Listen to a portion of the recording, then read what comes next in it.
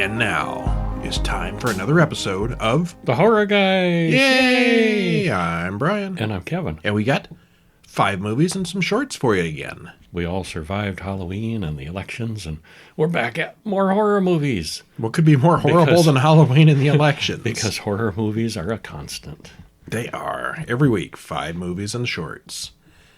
And we got new stuff. We got good stuff. We got some not so good stuff. We got a mix this week. We do. It was a mix of hits and what will we start with? Ashes. Well, we should start with 2024's Afraid. High tech. And in the poster and the graphics and things, the AI is, did you notice? AI is capitalized. Yeah, and stands out. There's a reason for that. Because it's an AI techno horror movie. Boy, is it low-key on the horror, though. Yeah. It's from Blumhouse. They do horror. And the producers of Megan and the Black Mask. But, yeah. I thought it was horror. Okay. I thought it was super low-key. Okay. And super tame and super low body count. You didn't care for it. It was okay. It was okay as far as a science fiction-y with, a hint of horror, a little sprinkling of it. Yeah. Well, we'll get to that. What else? Well, cautionary tale of AI going too far. Unique enough to be entertaining throughout, I thought. But you're still going on about Afraid. Yeah. Well, we'll get to that when we talk about what the other movies are. Oh, I didn't know we were doing that. I thought we were going to talk about Afraid. We will, after we introduce the other movies. All the movies. He didn't say Spoiler, that. he didn't like Afraid. There's also Mr. Crocket. Which is a little bit lower tech. Uh-huh. Videotapes. Rippy. An Australian. Oh, boy. Zombie kangaroo movie. Rippy. Mm-hmm. What can we say about Rippy? Devil's Night. Well, you can say Rippy was better than Devil's Night. K-N-I-G-H-T. And Dashcam from 2021. And then we've got 4 shorts. Dashcam. I kept hearing about Dashcam, how the person in Dashcam is the most annoying person in any horror movie. Pretty close. They might be right. They're up there. Yeah. They're pretty awful. Yeah. Well, the latest issue of Horror Monthly is now on sale at horrormonthly.com, and it's our biggest issue yet. We had 54 reviews last month.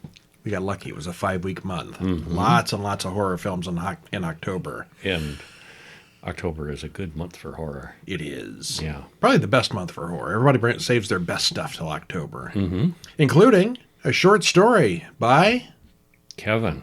You. By me. You wrote a horror story. And you should include it in that book. It is in that book. You did. Yeah. And, of course, you just pop on over to horrormonthly.com, and there's links there to buy a paperback from Amazon or Lulu, or ebooks from Amazon, or buy it direct from us, or other places, too. Anywhere you go, Horror Monthly is there staring you in the face. Wherever fine books are sold. It's stalking you. You know you want one. And this is the month to try one because it's huge and the movies are mostly good. It's huge, and yet it's the same price they always are. Actually, the paperback went up. Oh, because this one's gotten so thick, the they print cost went up. automatically adjust the price. Uh-huh. Yeah, that's the thing. The ebooks are the same price as always. I think the paperback is up about $1. Yeah, it's crazy. Because maybe we should cut back and make them smaller. The thicker it is. Yeah. Well, you buy whatever you want to buy. Paperback, ebook, they're all out there. Mm-hmm. And also out there is the movie Afraid from 2024. Too late. I already talked about this. Written and directed by Chris White. Stars John Cho, Catherine Waterston, and Keith Carradine. Keith Carradine has a very small part. Mm-hmm. Yes. Hour and 24 minutes. Trailer in the show notes. All right, spoiler-free. Well, spoiler-free, I kind of already spoiler-freed. It's got some technologically tense moments, but it's very tame as far as the horror elements. Cautionary tale. Like I said, AI really goes too far in this one. It gets out of hand. And it's not too far out or unbelievable. It's not like, decades of technology in the future.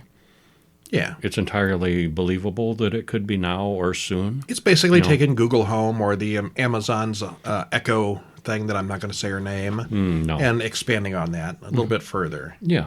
Just a little bit. A little. And, of course, these new movies, actually, we're going to just stop spoiling movies altogether, I think. Mm-hmm. Used to be new movies, we'd read you a taste and stop. Old movies, we'd read through the whole synopsis.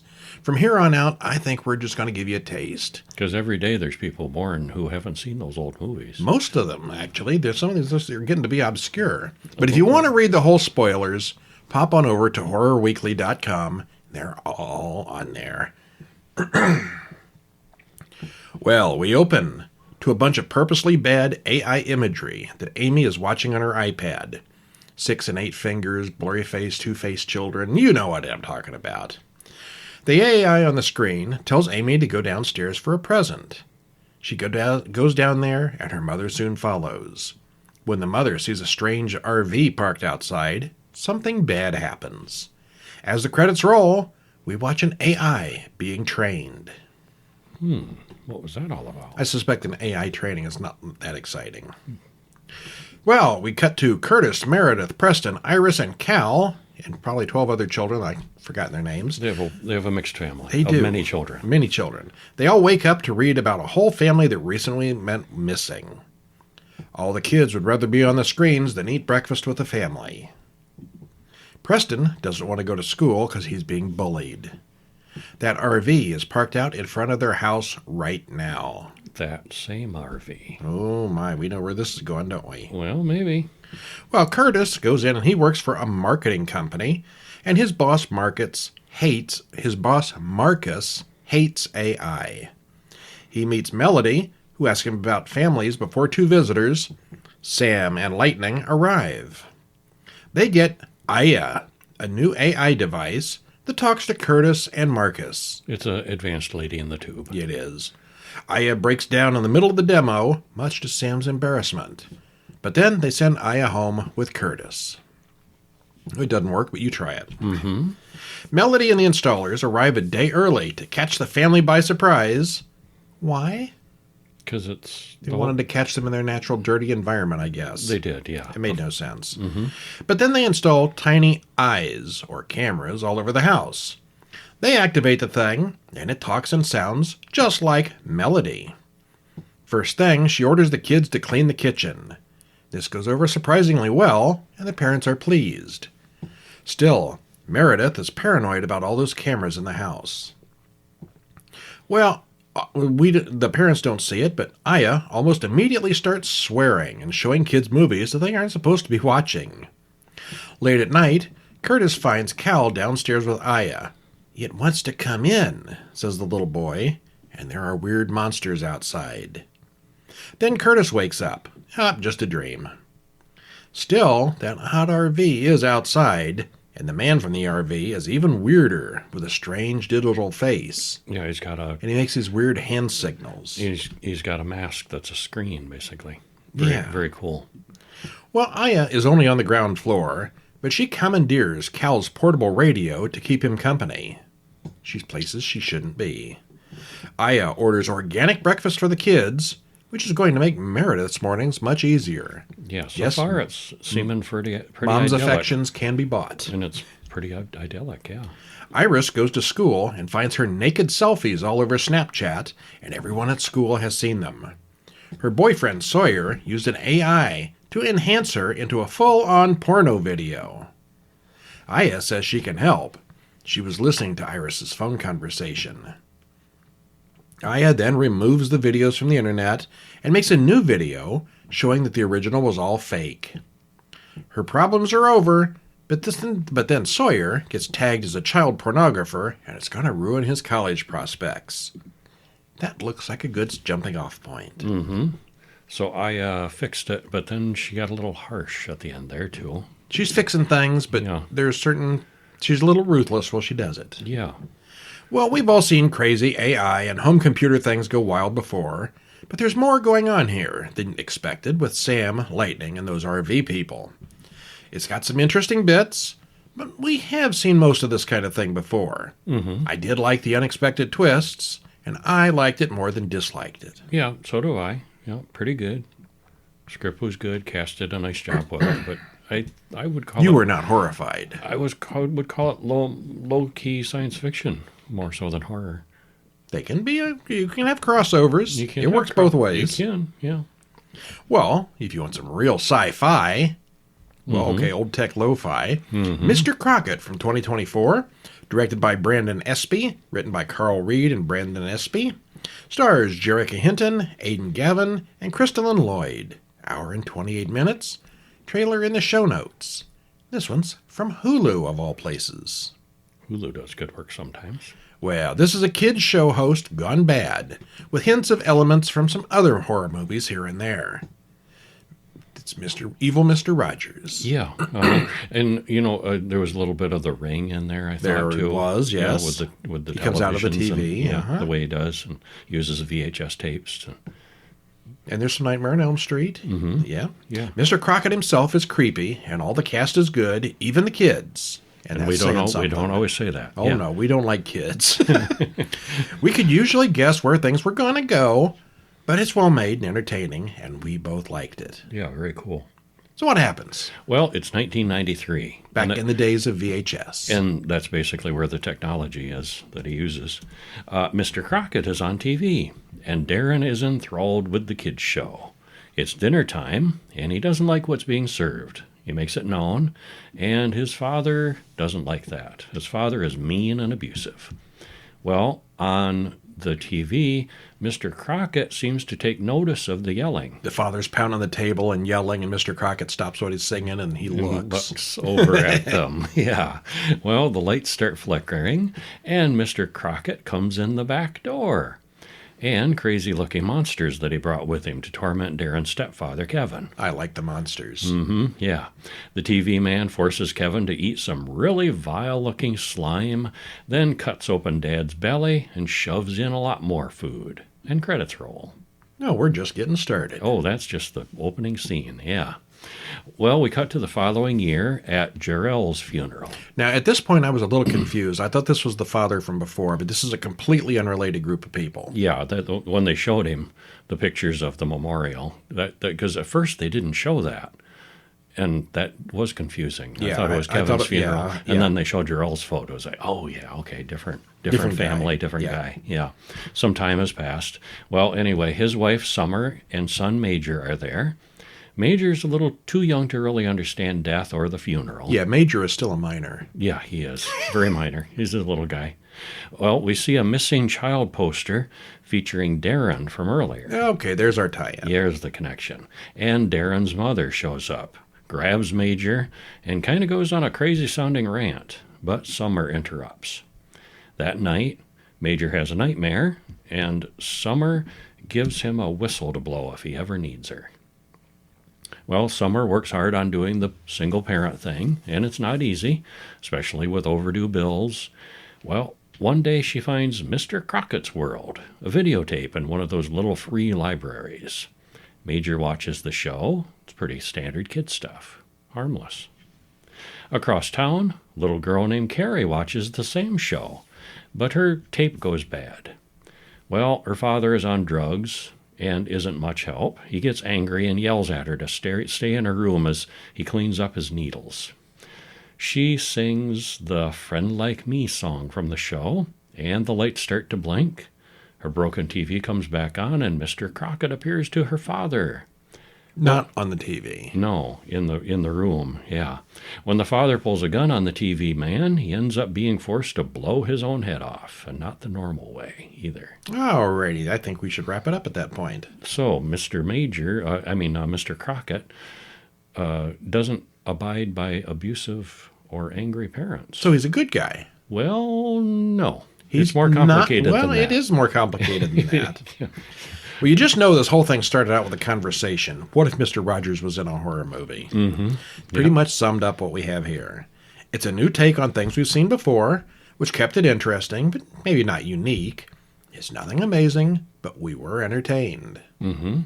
So, okay, now that you've seen it, without spoiling it, Yeah. Is Mr. Crocket a good guy or a bad guy? Yes.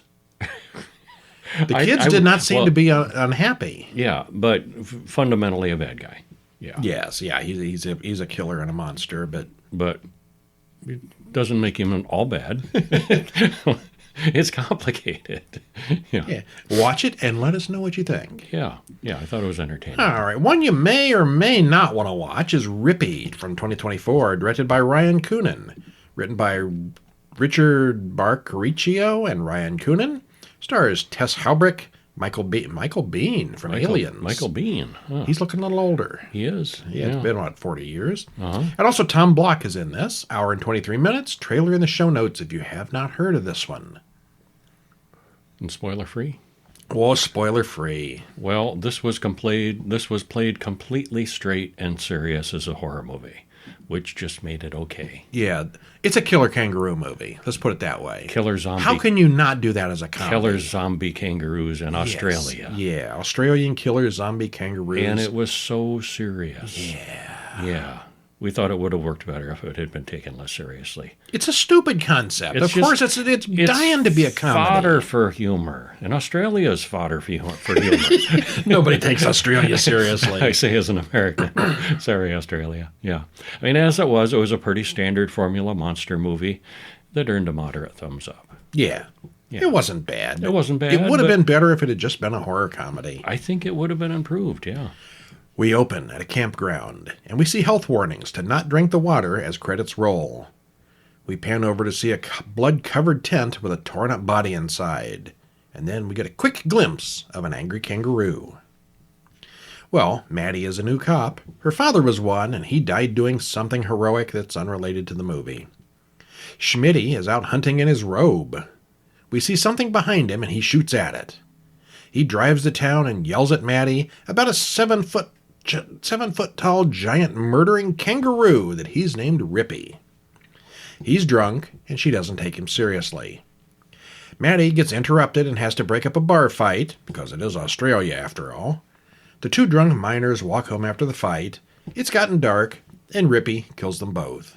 Okay, I guess he's real. Mm-hmm. In the morning, the mining supervisor calls Maddie. He's found the bodies. Maybe it's a croc or a pack of dingoes. Dingoes eat the babies. No, maybe scavengers after a hit and run. Their bodies are a mess. Well, Schmitty walks up and says the beast cannot be killed. And he sees the tracks. It's a kangaroo. Sure, Schmitty, sure. The local doctor looks over the body and points out bite wounds and torn off pieces. He's not really a coroner. What was that guy anyway? A butcher? I don't know. Yeah, I think he was, yeah. She looks up the miners, and one of them has a long criminal record. She goes to find him at the mine office and puts him in a cell. Everyone calls Maddie a hero for bringing in the killer. Case closed. Yay! With the killer off the streets, life returns to normal in town. One young guy, Troy, is in training and goes out for a jog until the zombie-roo gets him. Maddie soon gets a call from Troy's mother that he didn't come home. They soon find his ripped-up body. "You said he was safe, Maddie," yells his grieving mother. Well. Whoops. Oops, yes. Was not. So, it's all the drama of the cop chasing after the zombie-roo. Well, as we said, they missed out on an opportunity here. A killer mutant zombie kangaroo is just loaded with potential jokes and humor. Absolutely. But this film does play it all very straight. Would have been better as a straight-up comedy horror film, but it seems to avoid humor at all costs. We must take this seriously. Okay. The CGI kangaroo here could have been replaced with a bear or pretty much any kind of evil animal, and it all would have been less silly. The zombie aspect wasn't really important either, until the closing credits. Mm-hmm. It took itself too seriously, but otherwise, if you're into killer zombie kangaroo mutants, it's fine. Yeah, same old thing with a unique monster. A CGI monster that wasn't that great. Yeah. Yeah. Okay. Oh, and Rippy is streaming. It's not free anywhere, but Amazon Prime and Apple have that one. So if you want to catch that and give them your $6.99, well, that's your choice. Okay. All right, another one coming up. It's not released yet, but it's coming soon. Devil's Night, 2024. Directed by Adam Worth. Written by Victor V. Gelsomino and Adam Worth. Look at the star list here. Eric Roberts, Kevin Sorbo, Daniel Baldwin, Angie Everhart, and a cast of 12,000 other people. Okay, not 12,000, but well over 100. That's a lot of cast. It's a lot of cast, and that's its weakness. Yeah, hour and 30 minutes, trailer in the show notes. And again, this one is not released yet, but it will be coming soon, so we're not going to spoil it to death. It's only an hour and a half. It's stuffed to the seams with people. Yeah. The casting person or the director or something, they just went hog wild with this thing. See, I wondered possibly, and I'm just speculating because I know nothing about this, if this was a fundraising sort of situation. Give us $100, you give get us a part. X number of dollars, and as different tiers of donations. It's entirely possible. I didn't watch the final credits all You'll the have way a through. speaking role in our movie. It could be. I didn't. Yeah. And it was written to match. Well, now we've watched and reviewed some of their other stuff. Oh, yeah, they've done a lot of stuff, and it's usually in good. itself, yeah, they do good work generally, and this one just didn't grab us as much. I think because of the bloat was its biggest weakness. Bloat, yes. Spoiler free. Yes. It had some good points. I mean, it's a good setting, bloody effects, lots of good fight choreography. I thought the monsters were cool. Yeah, I always and they It's just guys in suits, but they were really well done. Yeah, and they always do really good fight choreography in their movies. They have a crew of of people that know what they're doing as far as fight. Yep. The fighting was getting good. Fights. Yeah, a huge cast, extra people here and there throwing a line, a big band of guys going out. A small, tight-knit band of monster hunters. And there like must have 40 been 30 guys. of them. Yeah, and whenever there was a crowd standing around, and there'd be random people from the crowd that would throw a line out once in a while, and yeah, it was too It's many. like the sixth grade play. Everybody gets a word. It was distracting from the main characters and the main action, the main story. Yeah. Yeah. Well, we are told about a war that disrupted Veroca's peace. Monsters and beasts gained a foothold and threatened the people. Yes, it's a fantasy movie. It is. Credits roll. Well, we cut to a band of robbers and thieves.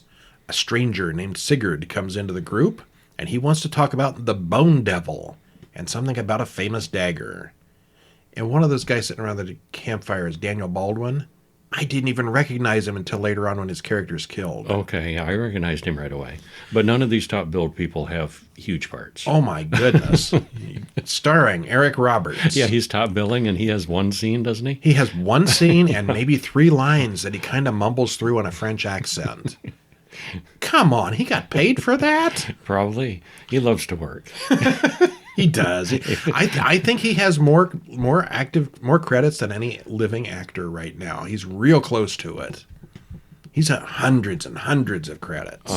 Yeah. I think a lot of them are like this, where he shows up for an hour. Yeah, I think he just loves doing it. And if somebody asks him, "Hey, will you be?" before they can finish the sentence. Yeah. Okay. Yeah, I'll do it. Talk to my scheduling people. Yeah. Well, anyway, a group of armored warriors go out into the woods to see what's been terrorizing the countryside. If I could just interject, he's in its addition. It's like he's picking up. His rate is accelerating as he ages. Previous IMDb credits, 747 things. Yeah. Upcoming, 104. Well, he used to be a fairly serious actor in big name movies. Now I think he really does take just anything, which is fine if you can get the work. He's popular enough; he gets the work. His 2024 list just goes on and on and on. He has had a busy year. Okay, well, anyway, the Bone Devil kills them all quickly, except for one man who battles the demon one-on-one and loses badly. One other man runs away in terror and reports to King Samuel, who throws him into the dungeon for desertion. Mustafa, who's obviously the villain here, he twirls his mustache, brings up the topic of the Lost Blades, a rogue group of monster hunters that he could hire to rid the kingdom of their problems. He and Princess Sabine hate each other, or at least appear to, and she doesn't want to hire outsiders, because she's a swords person. Mm-hmm. We cut to them killing a Minotaur, the Lost Blades anyway, and accepting their payment for it. They get into an elaborate bar fight before the king's men find them. On the way to see the king, they all stop to pray at the grave of one of the men's children.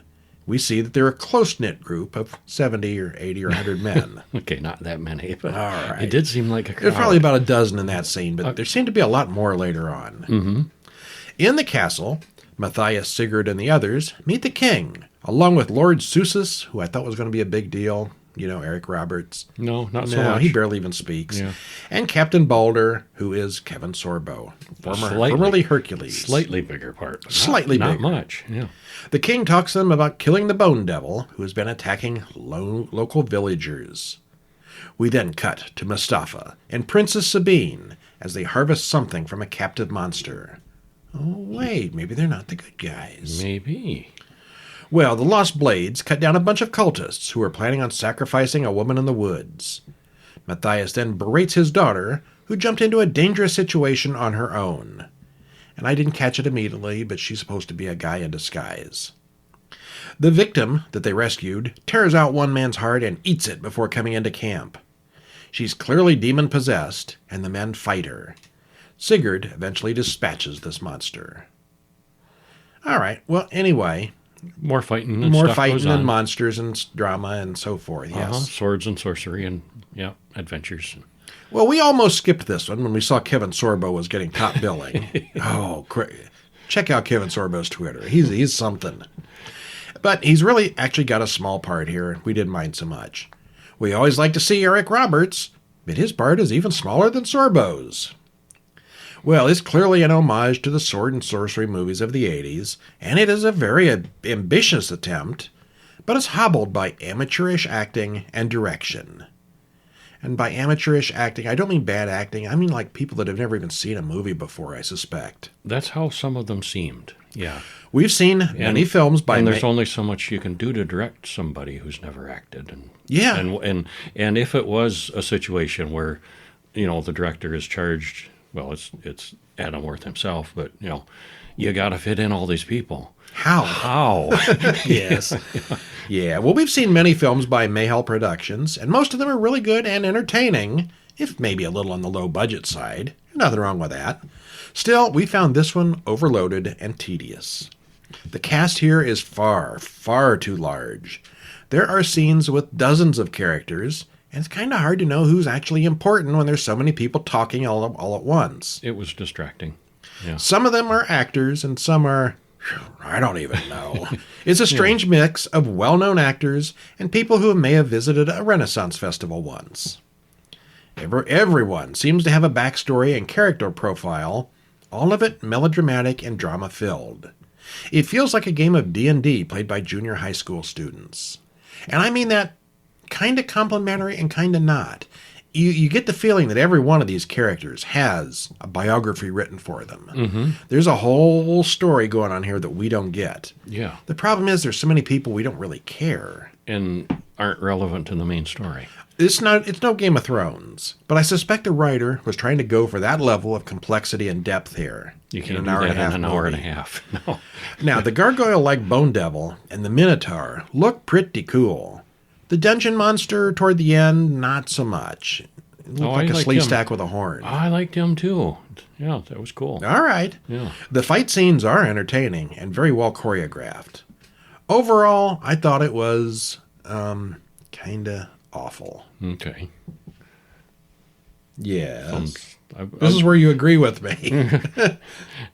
not overall kind of awful. Okay. But yeah, didn't love it. Didn't love this one. Alrighty. Not as much as some of their previous works. I was going to say it's time for shorts, but I forgot one. Dashcam from 2021. Directed by Rob Savage, written by Gemma Hurley, Rob Savage, and Jed Shepard. Stars Annie Hardy, Amar Chadha Patel, Angela Anaharo, and Salen Baxter. Hour and 19 minutes. I heard about this one for years now, but I never got around to it for some reason. And we finally did. Well, it's a decent enough found footage movie with lots of action and decent effects. It's short, and it never gets boring. It moves fast once it gets going, yeah. However, Annie's main character is despicable and annoying.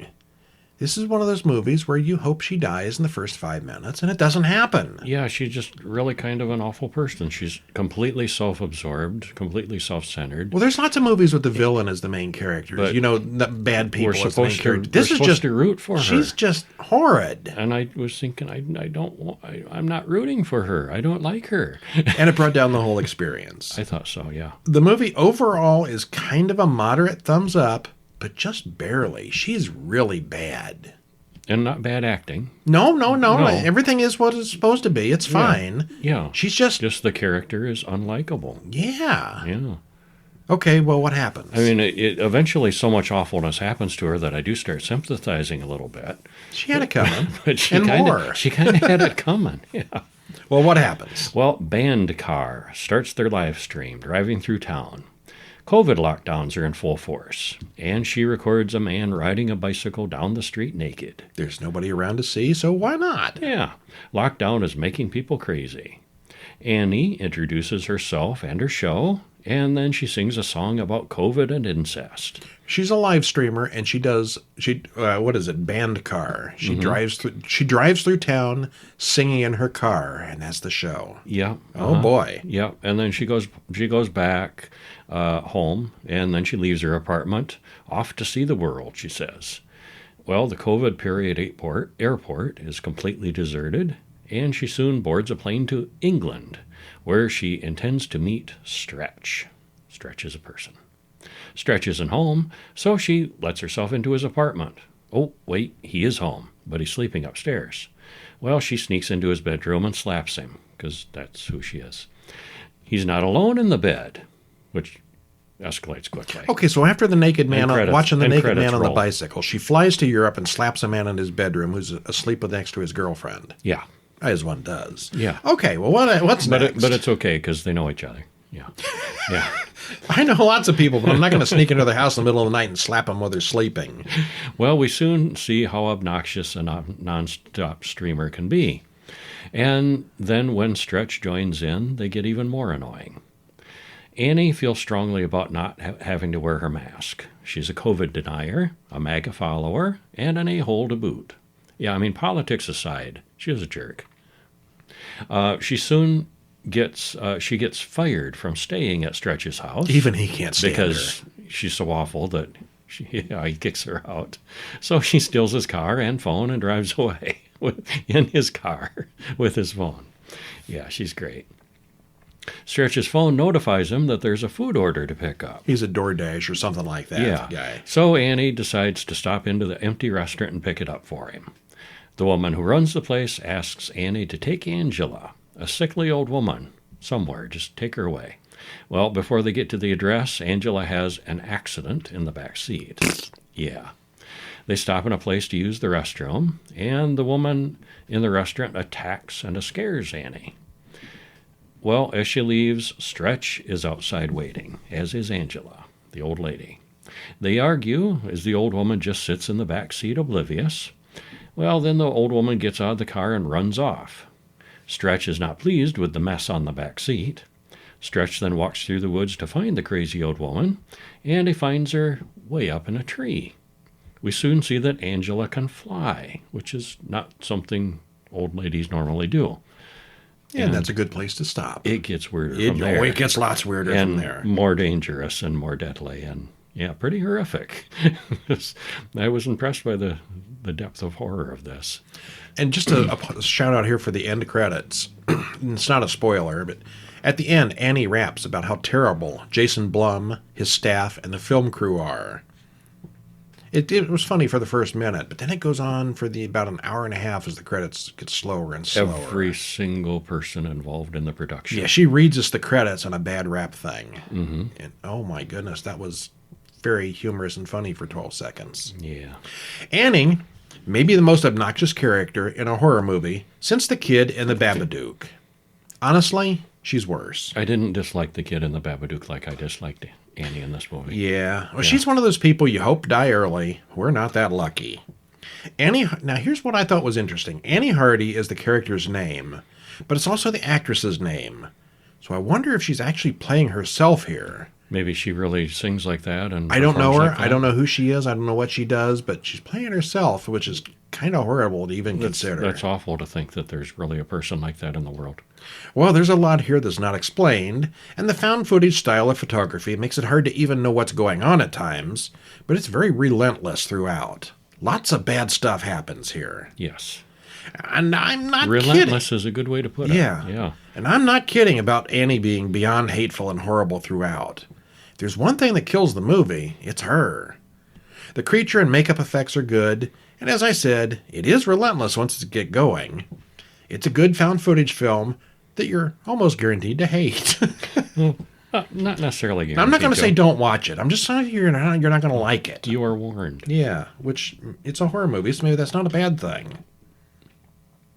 But we're old guys too, so maybe young people would find this a hoot. Maybe, oh, she's hilarious. I love her. I doubt it. I really doubt that. Oh, I bet some would. Yeah. Well, now it's time for some short films. Let's start off with Nightland. Written and directed by Christian Burnett, stars Katie Payne, Christopher Henvey, and Jessica Swallow. A little under 11 minutes, and you can watch this one on YouTube. A couple drives to her parents' house late at night. They aren't happy to be moving in with her parents, but she's pregnant, and they don't have a lot of choices. Jake says he has to stop and pee, but his girlfriend is worried about how dark it is outside. Oh, what could go wrong? Anything could be out there in that darkness. And something is. Well, this one's a little slower paced, building the creep factor. Now, I find it odd that Jake put on a COVID mask to pee on the side of the road at night. And one of those good ones, too. Who did he think he was going to see out there? It's a field in the dark. This is a very dark film, but that's the point. You can still see everything you're supposed to see. Nothing's explained, but that's what makes it interesting. And it's, thoroughly creepy, the way it was effectively lit, because most of it is from inside the car, where it's lit, and it's surrounded by darkness. Yeah, very well done. Yeah, I don't understand. Unless there was something more going on that we don't know about, why was she so afraid of him getting out on the side of the road to pee? It's the dark road. It's an isolated road out in a dark field in the dark. Normally, it should be fine. Yeah, maybe run into a rabbit or something, but... I don't know. She was just, I don't know. Maybe concerned. In the middle of the zombie apocalypse or something. I don't know. Yeah. Well, one where we do know what's going on all the time is High End Dying. Directed by Helen Liu. Written by Jordan Sims. Stars Ni Do and Stuart James. 11 minutes, 6 seconds. And it is also on YouTube. Miss Vaughn, a high-end chef, gets a very bad review from a food critic. It's not just any critic either. It's him. They have a history. She takes it very personally. He's not just anybody. She laments to her chief assistant, I think she is. Yeah. Well, she invites Alistair, the critic, for a special dinner just for him. Get a second opinion, a second review. She talks about how she poured herself into this meal. So is she being literally about that? Literal about that? Yeah. Well, that waiter has seen it all, hasn't he? he has now, yeah. The cinematography, visuals, and sound design are excellent here. This is really nice looking. Really, Kevin was watching it aside from me, and I just listened to the music on this one. Yeah, the music's beautiful in it. The chef is only taking the advice of every culinary school ever. So what's wrong with that? Mm-hmm. Yeah, definitely recommend this one. This is my favorite short of the week. And if you've seen the menu, oh yeah, hints of the extreme. We love you, chef. Yeah, we love you, chef. Yeah.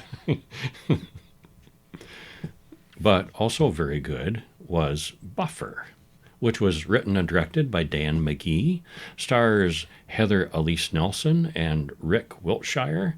Runtime is 7 minutes, 32 seconds, and you can watch it on YouTube. Yeah. And what happens? Well, a woman goes home after work, gets ready for bed. She gets a text message with a video link. Oh, there's someone live streaming themselves. And they're stalking her boyfriend at his house. And you can read the viewers over on the side saying, kill him, break in, cut him open. And they do break into the house. She watches online as the stalker sneaks into the house. Where is this going to end? You got to watch to find out. Yeah. And I like that this one used medical technology realistically. Yeah. It's live streaming and phones and computers and cells, and it's all believably done. Yeah, there's a whole story here. We don't know about why this is happening, but it's happening. I feel like we're only seeing a small part of it. Yeah. Yeah. It's good, though. It was good. It was very short. What was it? 6 minutes? 7 minutes? 7.5 minutes. Mm-hmm. So, yeah, definitely on the short side, but good. And we'll finish up with a Black Recat from 2024. It's an animated one. Uh-huh. Written and directed by Paul Gaudio. It's animated, 5.5 minutes. No, not trailer. The actual thing is on YouTube also.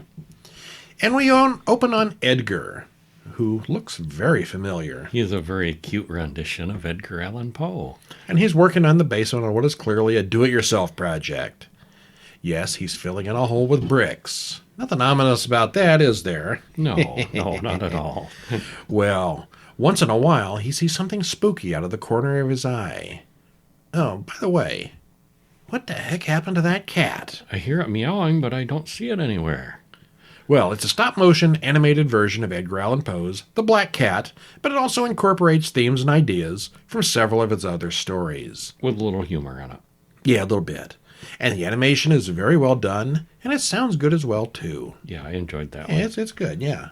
Claymation. All right, and that is, believe it or not, that's it for another episode. Stop in over at horrorweekly.com. Sign up for the free weekly emails that have the full text of all these movies. So if there's something you want to read the spoiler of instead of having to sit through it, Rippy, you can do that. Or, of course, you can go to Horror Monthly and pick it up in book or ebook form. And that's it for this week. That's all we have? That's it. More next week. Okay. I'm Brian. And I'm Kevin. And we'll see you next week then. See ya.